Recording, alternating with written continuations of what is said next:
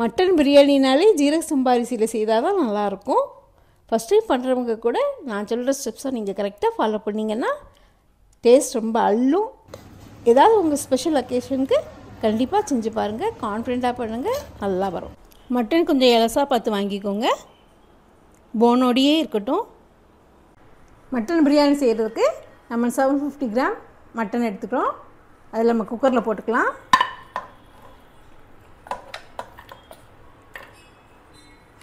அதில் 1.25 கப்பு தண்ணி விட்டு வேக வச்சுக்கலாம். நம்ம குக்கரை க்ளோஸ் பண்ணி ஒரு 4 விசில் வர்றது வரைக்கும் வேக வச்சுக்கலாம். பிரியாணிக்கு மசாலா ரெடி பண்ணுறதுக்கு நம்ம மிக்சியில் பிரியாணி இலை, கேஷ்யூ நட்டு, ஸ்டார் அனைஸ், ஜாதிக்காய், கிராம்பு, ஏலம், பட்டை, பெருஞ்சீரகம், ஜீரகம், நல்ல மிளகு, மல்லி விதை போட்டு பொடி பண்ணிக்கலாம். இந்தளவு நைஸாக பொடிச்சு வச்சுக்கோங்க.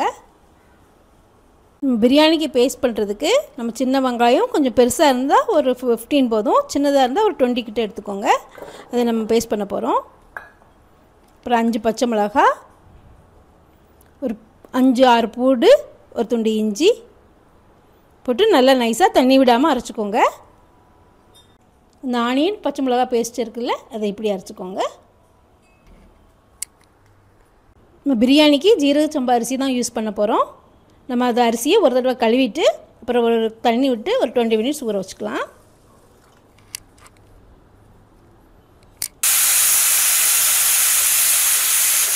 குக்கரில் 4 விசில் வந்தோடனே மட்டன் ஓரளவு வெந்திருக்கும். இப்படி அளவு வெந்திருக்கு பாருங்கள். 3 டேபிள் ஸ்பூன் ஆயில்,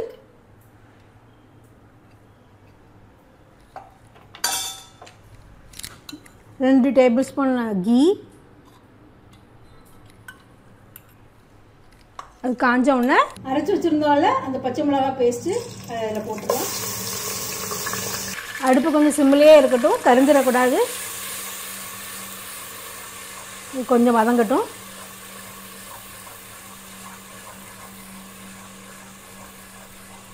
கொஞ்சம் வதங்க வர வெயிட் பண்ணலாம்.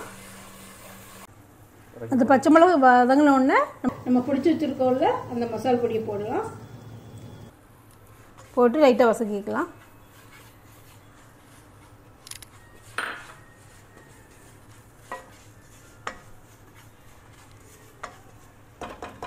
இது கூடயே மஞ்சள் பொடி,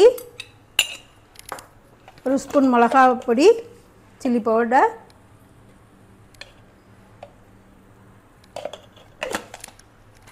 ரெண்டு ஸ்பூன் கல் உப்பு போட்டு லைட்டாக வதக்கிட்டு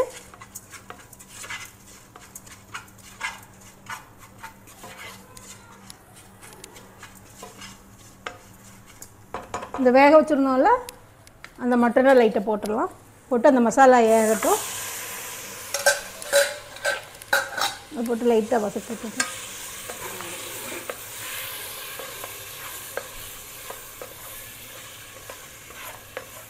கொஞ்சம் வதங்கட்டும்.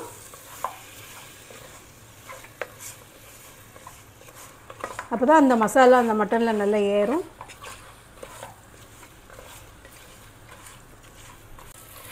மட்டனை 5 மினிட்ஸ் வதக்கிக்கோங்க.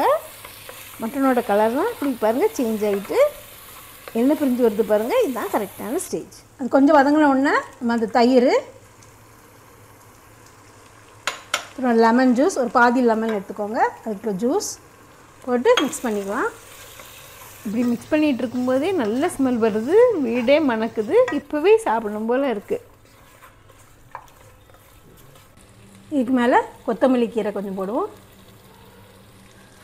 அதுக்கப்புறம் புதினா கொஞ்சம்,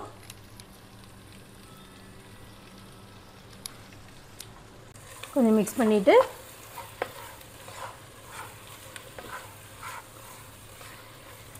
நம்ம அந்த மட்டன் வேக வச்சுருந்தோம்ல அந்த தண்ணியை ஊற்றிக்கலாம்.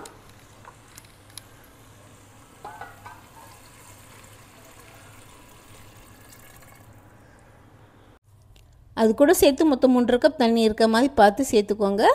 நல்லா மிக்ஸ் பண்ணிவிட்டு நல்லா கொதிக்க விட்டுக்கோங்க. இது க்ளோஸ் பண்ணிவிட்டு ஒரு 5 to 7 minutes கொதிக்கட்டும். இந்த அளவுக்கு எண்ணெய் பிரிஞ்சு வந்தோடனே நம்ம ஊற வச்சுருந்தோம்ல இந்த அரிசியை போட்டுடலாம்.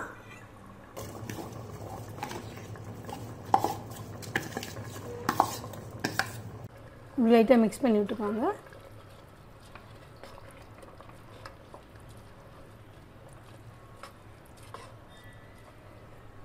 பாதி அளவு வேகட்டும். இந்த டைமில் உப்புலாம் கரெக்டாக இருக்கான்னு பார்த்துக்கோங்க. தம் போடுறதுக்கு நம்ம தோசை அடுப்பில் வச்சுட்டு நம்ம தம் போட போகிறோம். தோசைக்கல் காஞ்சோடனே அதை சிம்மில் வச்சுட்டு பிரியாணி பாட்டத்துக்கு அதுக்கு மேலே வச்சுக்கலாம். இந்தளவு தண்ணியெல்லாம் வற்றிருச்சு. இதுக்கு மேலே ஒரு ஸ்பூன் நெய், கொத்தமல்லி புதினா போட்டு லைட்டாக மிக்ஸ் பண்ணிவிட்டு, ரொம்ப மிக்ஸ் பண்ண வேண்டாம், லைட்டாக அப்படி மிக்ஸ் பண்ணி விடுங்க. இதுக்கு மேலே அலுமினியம் ஃபாயில் போட்டுட்டு ஏர் போகாத மாதிரி இலை இருந்தால் அது மேலே உள்ள இலை போட்டுக்கோங்க. டைட்டாக மூடி ஒரு 10 minutes தம் போட விடுங்க. அதுக்கப்புறம் ஃப்ளேம் ஆஃப் பண்ணிவிட்டு அப்புறம் 10 minutes அப்படியே சூடாக இருக்கட்டும், ஓப்பன் பண்ண வேண்டாம். அப்புறம் 10 minutes கழிஞ்ச பிறகு ஓப்பன் பண்ணி எடுத்து சர்வ் பண்ணுங்கள். ஜீரக சம்பா மட்டன் பிரியாணி ரெடி ஆயிடுச்சு. நாங்கள் சாப்பிட்டு பார்த்தோம், நல்ல டேஸ்ட்டாக இருந்துச்சு. ஜீரக சம்பா மட்டன் பிரியாணிக்கே ஒரு தனி டேஸ்ட் உண்டு, அது வந்துச்சு. நீங்களும் அதே மாதிரி செஞ்சு பாருங்கள், கண்டிப்பாக வரும். ஏதாவது டவுட் இருந்ததுன்னா எனக்கு கமெண்ட் பண்ணுங்கள். ஓகே, தேங்க்யூ, பாய். நெக்ஸ்ட் வீடியோவில் வேறு ரெசிபி பார்க்கலாம். Please like, share and subscribe.